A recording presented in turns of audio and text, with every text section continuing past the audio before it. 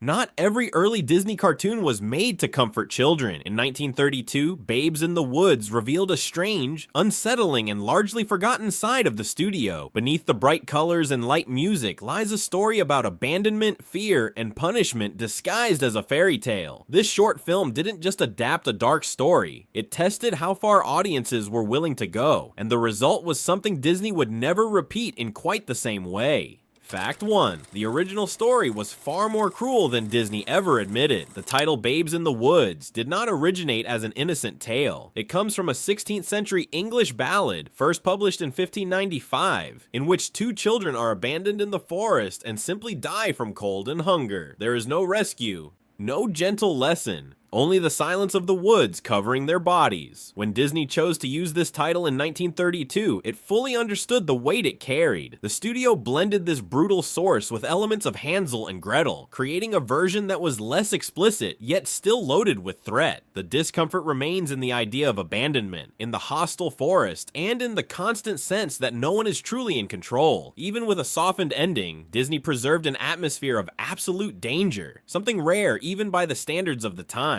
For many animation historians, this short represents a moment when Disney still openly flirted with tragic storytelling before deciding that happy endings were safer and more marketable. Fact 2. The short deliberately blends different fairy tales in a confusing way.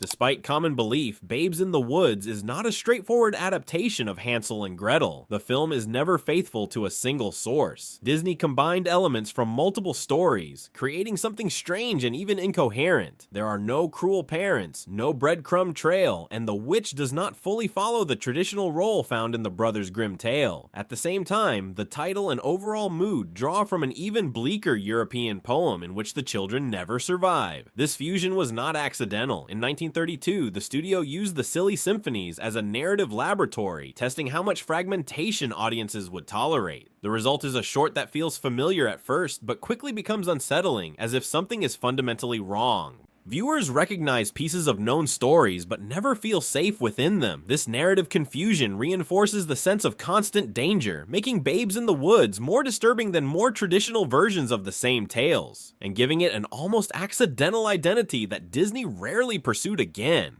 Fact 3. The dwarfs were a secret test for something much bigger. Long before Snow White and the Seven Dwarfs existed, Disney was already experimenting with the idea of small, collective characters serving distinct functions. The dwarfs in Babes in the Woods did not exist purely for narrative convenience. They operated as a visual and emotional test. Each one moves differently, follows a unique rhythm, and contributes clearly to the action, even without fully developed personalities. This allowed animators to study how groups could function on screen without confusing the audience. Notably, these dwarfs are not yet cute or comedic in the way Disney later defined them. They appear strange and almost silent, acting as a united force opposing the witch. Audience reactions to these characters signaled the potential for more ambitious projects. Many historians view this short as the first moment Disney realized it could sustain an entire narrative supported by secondary characters. Without this experiment, the emotional structure of Snow White might never have worked the same way. Fact 4. The witch was designed to create real fear, not light fantasy. The witch in Babes in the Woods was never conceived as a comedic or caricatured villain. Her design, posture, and movement were intended to provoke immediate unease. She appears large and invasive, dominating the frame, with aggressive gestures and an expression that never feels neutral. Unlike later Disney villains, this witch does not explain her motives through dialogue. She acts. Her actions include kidnapping, forced transformations, and physical punishment, all portrayed with little symbolic distance. For 1932 audiences, this was disturbing. Contemporary critics described the character as excessively cruel for an animated short. Most revealing is that this approach was intentional. Disney wanted to see whether fear itself could drive a story, not merely decorate it. The experiment proved too uncomfortable. Subsequent villains were softened with humor, exaggeration, and theatricality. This witch remains a rare example of raw threat in a Disney animation. Fact 5.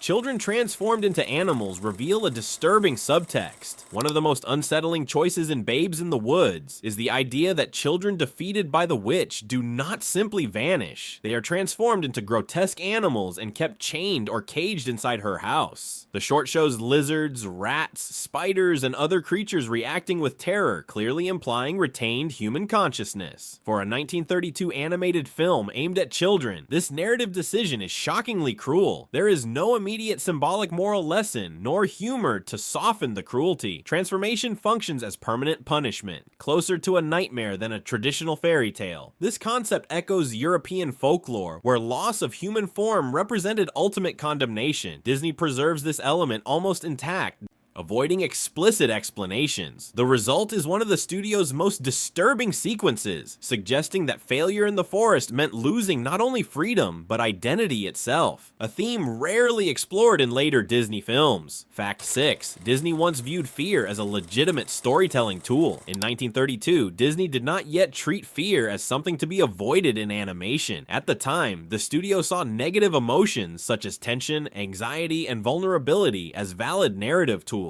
Babes in the Woods emerged directly from this experimental mindset, with the Silly Symphonies acting as a testing ground for riskier stories. The goal was not merely to frighten, but to hold attention through genuine conflict. This explains why the short does not dilute its threats or consistently offer comic relief. The forest is hostile. The witch dominates the narrative, and safety is rarely suggested. For Disney, this balance of beauty and danger initially seemed promising. However, the mixed reception exposed a clear boundary. Though admired technically, the film was increasingly seen as uncomfortable for families. This feedback influenced future decisions, pushing Disney toward blending fear with humor, music, and sympathetic characters. Babes in the Woods stands as proof of a moment when Disney believed fear could enchant. Fact 7. The short defined a boundary Disney chose not to cross again. After Babes in the Woods, Disney's handling of darkness subtly changed. Though praised for animation quality and innovative color use, the discomfort it generated served as a warning. Audience reactions suggested that fear could easily shift from engaging to excessive and family-oriented animation. From that point on, the studio recalibrated risk. Villains remained, but were paired with humor, musical numbers, or theatrical exaggeration. Danger persisted, but emotional relief followed quickly. Babes in the Woods became a quiet reference point, an example of what not to repeat in quite the same form. It was never openly rejected, but it was never pursued again at that intensity. This repositioning helped shape Disney's identity for decades, steering the studio away from raw menace toward a more controlled, emotionally safe fantasy. Fact 8. Color was used to reinforce tension, not charm. Babes in the Woods was among Disney's earliest shorts to explore color as an emotional instrument rather than simple decoration. Unlike later productions, the palette here avoids consistent visual comfort. Forest tones are dark and oppressive, creating an ever-present sense of threat. The witch's house, though colorful, uses aggressive contrasts that heighten discomfort and false allure. These decisions were deliberate. In 1932, Disney was still learning how color could guide emotion without dialogue. The result is a visually striking yet emotionally uneasy film. Color reinforces the trap, not an escape. This experiment taught Disney the psychological power of chromatic design and its dangers. In later decades, color would be increasingly associated with wonder and musicality. Babes in the Woods remains a rare example of color deployed almost as a silent weapon within Disney animation. Fact 9. The forest was portrayed as a hostile, conscious force.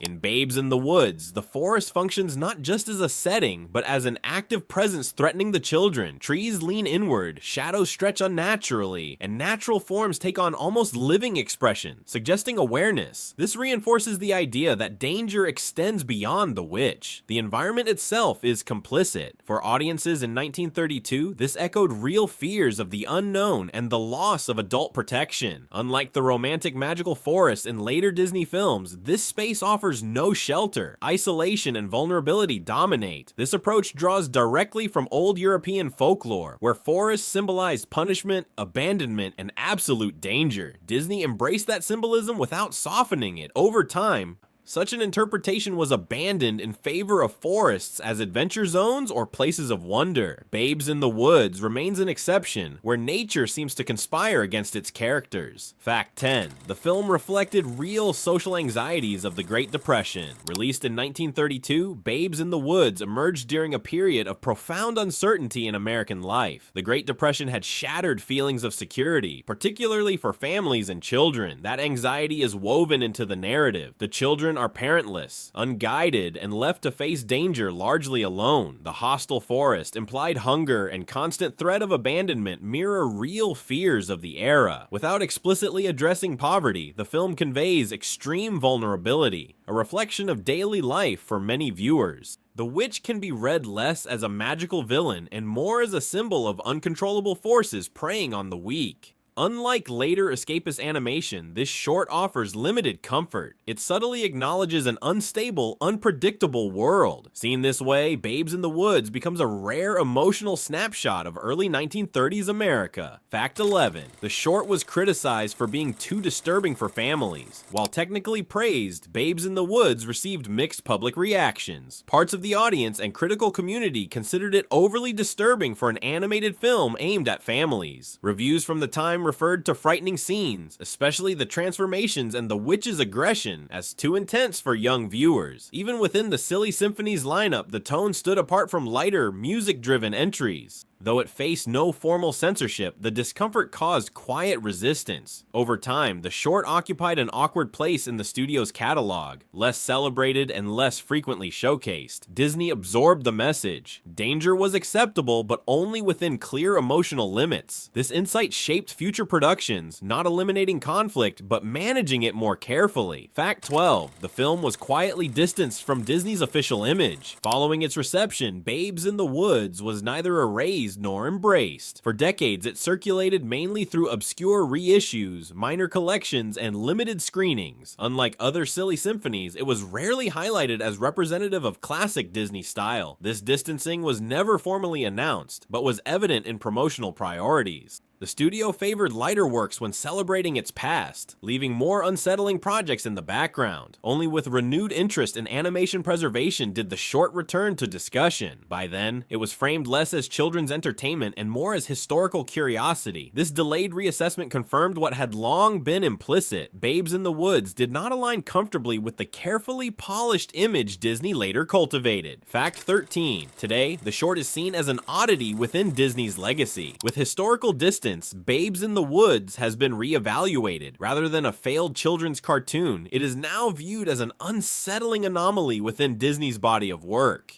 Modern critics and historians cite it as evidence of a studio still searching for its identity. The film defies expectations associated with the Disney brand, precisely because it withholds emotional reassurance. Its pace is tense, its threats direct, and its symbolism unexplained. What once seemed like a flaw is now considered historical value. The short captures a transitional period where narrative, visual, and emotional boundaries were tested without guarantees. Babes in the Woods doesn't represent what Disney became. It reveals what it briefly was allowed to be. Fact 14. Babes in the Woods reveals a Disney that would never exist again. Viewed today, Babes in the Woods clearly belongs to a narrow window in Disney history. Before the studio solidified its identity around comfort, predictability, and emotionally safe endings, it experimented with uncertainty and raw symbolism. And this short exposes a Disney willing to explore fear without cushioning it. There are no charming guides, no constant humor to ease tension. The film trusts the audience to face discomfort directly. For that very reason, it became an exception. As Disney recognized the commercial value of a controlled brand identity, films like this lost space. Risk gave way to formula. Babes in the Woods survives as a record of a studio still feeling its limits. It doesn't show what Disney became. It shows how far it once dared to go. Babes in the Woods is remembered not because it failed, but because it went too far. It exposes an unstable Disney, experimenting with fear, abandonment, and discomfort without guarantees. Eventually, the studio chose a safer path, leaving this film as a trace of a phase that would never be repeated, a strange, unsettling,